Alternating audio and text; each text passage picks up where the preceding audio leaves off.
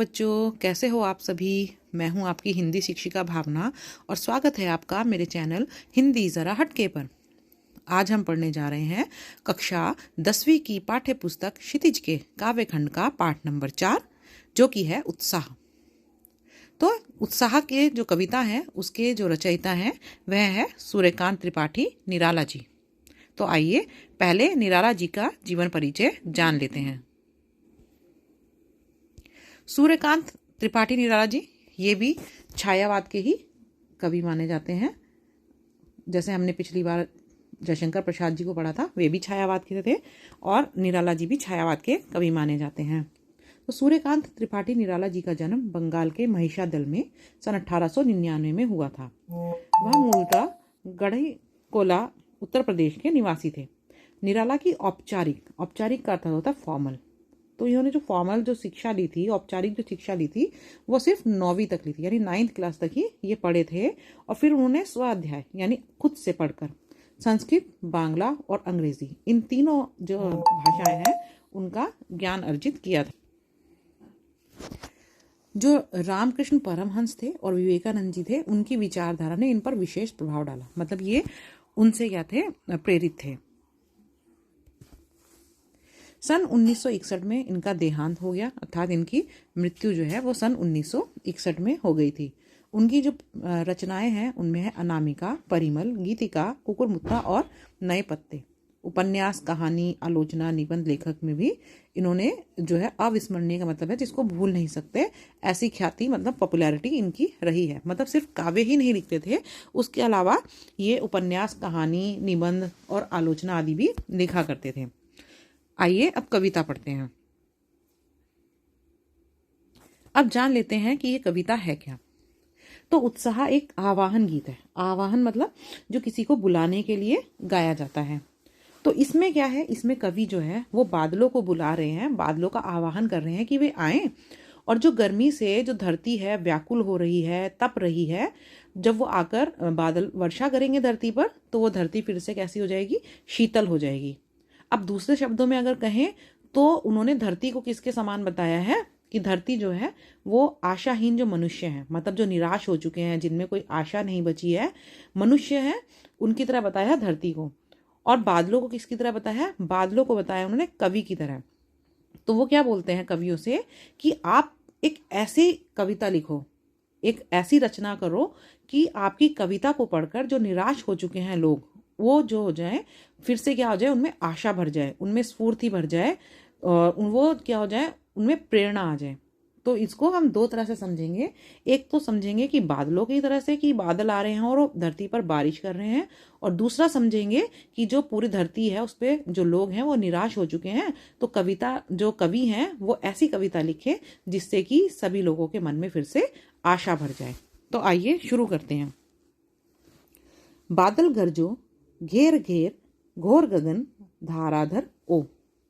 तो बादल, हे बादलो तुम गरजो। गरजो मतलब जो आवाज होती है ना बादलों की, जब बारिश होने वाली होती है तो बादलों में से जो आवाज आती है उनको बोलते हैं गरजना। तो कवि क्या बोल रहे हैं बादलों को कि हे बादलो तुम गरजो। घोर घोर घेर घेर, घेर लो मतलब चारों तरफ से, जैसे घेरना होता है ना, चारों तरफ से घेर लो घोर गगन। घोर अर्थात ये भयंकर, ये जो पूरा गगन है अर्थात जो पूरा आसमान है, भयंकर आसमान है, उसको तुम घेर लो, मतलब तुम हर तरफ फैल जाओ। धाराधर ओ। अब धाराधर का मतलब क्या होता है, देखिए धारा किसकी होती है, पानी की। तो धारा को धर अर्थात धारण करने वाले, तो धारा को धारण करने वाले कौन हुए, बादल। तो यहां से अगर हम देखें तो हम यहां से पढ़ सकते हैं कि ओ धाराधर यानी हे बादलों तुम गरजो। घेर घेर घोर गगन कि इस भयंकर आसमान को चारों तरफ से घेर लो। ललित ललित, ललित का अर्थात होता है सुंदर। तो ललित ललित यानी सुंदर, सुंदर सुंदर काले घुंघराले। तो तुम किस तरह लग रहे हो, काले बादलों को बोल रहे हैं कि तुम काले काले घुंघराले बालों के जैसे सुंदर लग रहे हो। बाल कल्पना कैसे पाले। बाल कल्पना यानी जो बच्चे होते हैं वो जो कल्पनाएं करते हैं ना, जो इमेजिनेशन करते हैं, कैसे पाले। पाले का मतलब पालना, मतलब तुम कितने सुंदर लग रहे हो, एकदम काले काले घुंघराले बालों जैसे लग रहे हो। और कैसे लग रहे हो, जैसे छोटे बच्चे कल्पना कर लेते हैं ना, कल्पना में बादलों में कोई भी चीज बना ली, कोई भी चित्र बना लेते हैं, तो उन्हीं की तरह लग रहे हो, एकदम बच्चों की कल्पना के जैसे लग रहे हो, और एकदम घुंघराले घुंघराले काले बालों के जैसे सुंदर लग रहे हो। विद्युत छवि उर्मे। अब विद्युत का मतलब क्या होता है, विद्युत बोलते हैं बिजली को। तो बिजली की सी छवि यानी शोभा, तो बिजली के जैसी शोभा यानी सुंदरता। उर अर्थात हृदय में, हृदय में, कि तुम्हारे हृदय में क्या है, तुमने बिजली की सुंदरता को अपने हृदय में छुपाया हुआ है। कवि नवजीवन वाले, नवजीवन वाले मतलब नया जीवन, नया जीवन देने वाले तुम कवि के समान हो। वज्र छिपा, तुम्हारे अंदर क्या छिपा हुआ है, वज्र। वज्र किसको बोलते हैं, कठोर को। वैसे वज्र किसको बोलते हैं, आपने देखा होगा इंद्र के पास एक इंद्र का एक शस्त्र होता है जो वो उनके हाथों में रहता है, उसको बोलते हैं वज्र। तो वो बहुत कठोर है। तो यहाँ पर वज्र वही बोला गया है कि तुम्हारे अंदर क्या छिपा है, तुम्हारे अंदर कठोरता छिपी हुई है, और उसी कठोरता से तुम क्या करो, नूतन कविता, नूतन भी मतलब नई कविता फिर भर दो। मतलब कि तुम क्या करो, जो तुम्हारे अंदर कठोरता छुपी हुई है उससे तुम फिर से एक नई स्फूर्ति भर दो, उससे तुम फिर से एक नई प्रेरणा भर दो। किसमें भर दो, इस धरती पर, इस धरती पर फिर से एक नया जीवन भर दो, फिर से एक नई स्फूर्ति भर दो कि हे बादल तुम गरजो। अब इसको एक कवि के हिसाब से देखते हैं कि वो क्या बोल रहे हैं, बादल गरजो। तो बादल को उन्होंने क्या बोला है, कवि, कि हे कवि तुम गरजो। गरजो मतलब लिखो, लिखो कोई एक कविता लिखो। घेर घेर घोर गगन धाराधर ओ, ठीक है ना। तो वो क्या बोल रहे हैं कि तुम बादलों की तरह क्या करो, कि जैसे बादल जो हैं वो गर्मी से तपती हुई धरती पर वर्षा करके उसको शीतलता प्रदान करते हैं, उसी तरह तुम क्या करो, एक ऐसी नई कविता, ऐसी कविता का कि उसकी रचना करो जिससे क्या हो, जिससे कि इस पूरी धरती के जो लोग हैं जो निराश हो चुके हैं उनमें आशा भर जाए, उनमें फिर से स्फूर्ति आ जाए, उनमें फिर से क्या आ जाए, उनमें फिर से स्फूर्ति आ जाए, और उनमें क्या हो जाए, फिर से प्रेरणा, उनमें फिर से प्रेरणा भर जाए। तो हे बादलो तुम गरजो। एक बार फिर से समझते हैं कि कवि बादलों को क्या बोलते हैं, कि हे बादल तुम गरजो। ओ धाराधर से शुरू करते हैं। ओ धाराधर अर्थात हे बादलो, हे बादलो तुम गरजो। घेर घेर घोर गगन, कि इस गगन को, इस आकाश को चारों तरफ से तुम घेर लो। ललित ललित काले घुंघराले। अब वो बादलों की सुंदरता बताते हैं कि बादल कैसे लग रहे हैं, एकदम सुंदर सुंदर काले घुंघराले बालों जैसे लग रहे हैं, काले घुंघराले बालों के जैसे बादल लग रहे हैं। बाल कल्पना कैसे पाले ना, इतने सुंदर है, जैसे कोई बच्चा कल्पना करता है ना, अपनी कल्पना में वो बादलों में कुछ भी बनाता है, या वो अपनी कल्पना में बादलों में नहीं तो वैसे भी अपनी कल्पना में कुछ ना कुछ बनाता रहता है, तो वो कितनी सुंदर होती हैं। तो बच्चे की कल्पना की तरह ही तुम भी कितने सुंदर हो।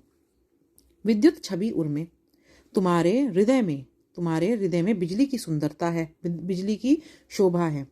नवजीवन वाले, तुम नया जीवन देने वाले हो। आपको भी पता है कि बारिश जो है वो अपने साथ नया जीवन लेकर आती है, पानी लेकर आती है, उससे क्या होता है, नए पौधे जो हैं वो उगते हैं। धरती पर भी जो जगह जहाँ पर पानी की कमी है वहाँ पर पानी हो जाता है, तो नया जीवन मिलता है। तो वो बोल रहे हैं कि तुम नया जीवन प्रदान करने वाले हो।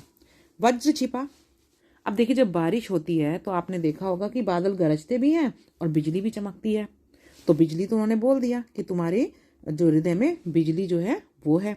अब वज्र छिपा अर्थात कठोरता, तो कठोरता मतलब जो बादल के गरजने पर आवाज आती है, तो तुम्हारे अंदर कठोरता भी छिपी हुई है। उस कठोरता से तुम क्या करो, उस कठोरता से तुम ये जो पृथ्वी है इसमें एक नया जीवन भर दो, इसमें एक नया जीवन भर दो। ठीक है, अर्थात वो क्या कह रहे हैं, कवि को क्या कह रहे हैं, वहां पे कवि से कह रहे हैं कि हे कवि तुम एक ऐसी कविता लिखो जिससे कि तुम लोगों में, जो लोग निराश हो चुके हैं उनमें एक नई आशा भर दो, एक नई स्फूर्ति भर दो, एक नई प्रेरणा भर दो। विकल विकल उन्मन थे उन्मन, विश्व के निधाद के सकल जन।